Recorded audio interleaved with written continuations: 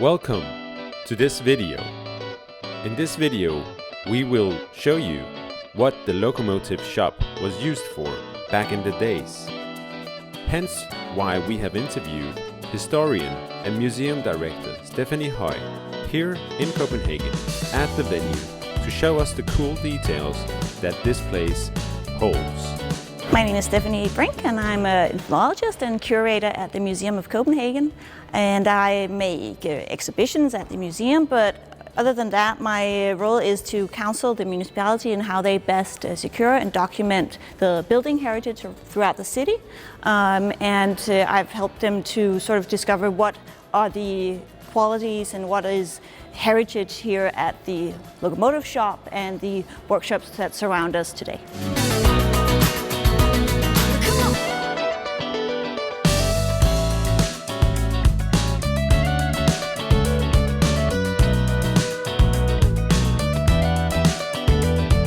In Denmark, the first railway was actually on a private initiative and from 1847. But pretty fast after that, the state and the government saw that it was a bare necessity to have a railway that would connect Denmark from Jutland to Zealand. So they started putting out railway tracks, and then also there had to be a place where we could maintain and repair this huge machinery that came with the railways. Hence, we are now standing at what we call the central workshop area in Copenhagen.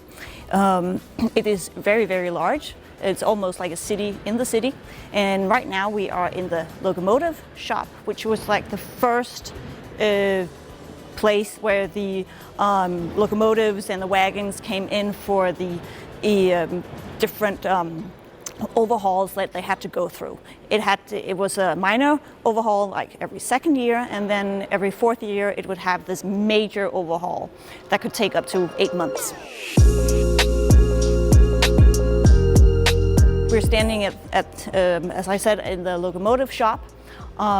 In this huge building where there was room for these massive locomotive steam locomotives in the beginning, and they would come in from one side, and a sliding bridge here down the middle would take them to their respective places where they could be repaired, maintained, disassembled into different parts.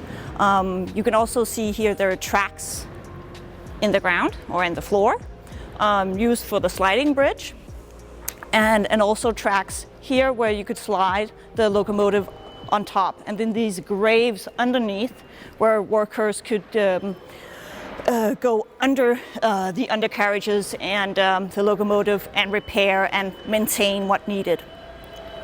So it was this huge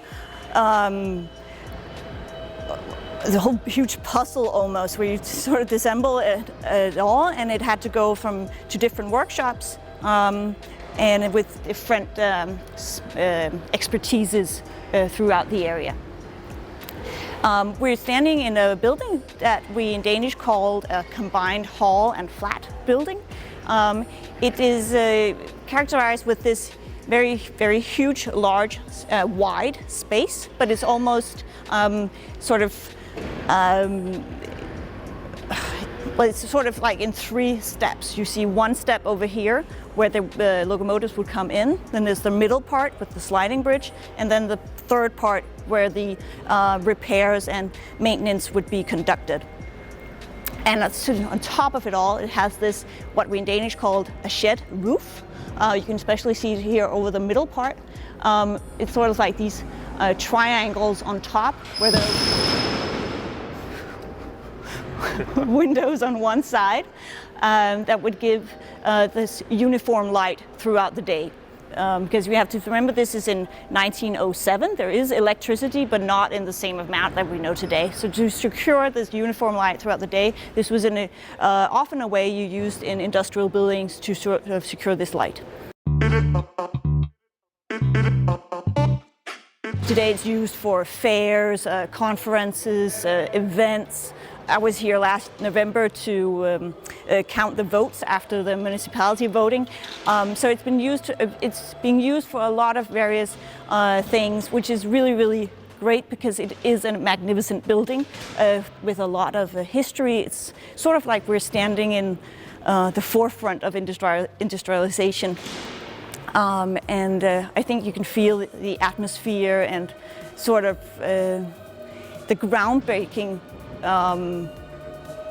feeling that must have been here as well, seeing these huge steam engines, steam locomotive boiler rooms that would come into this place, and it would be this whole new way of working with machinery that hadn't been seen before.